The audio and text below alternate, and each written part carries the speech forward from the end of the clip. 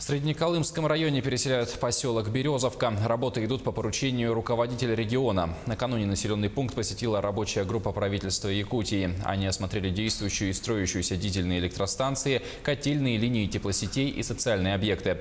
На встрече с населением первый вице-премьер Алексей Колодезников отметил, что правительство предпринимает все необходимые меры по обеспечению безопасного пропуска паводковых вод. Вместе с тем он обратил особое внимание жителей Березовки на то, что, судя по снегозапасам, подтопления вряд ли удастся избежать. Но он добавил, цитата: «Как бы ни развивались события во время паводка, мы вас одних со стихией не оставим. При необходимости я лично прилечу в Березовку, чтобы держать ситуацию на контроле». Конец цитаты.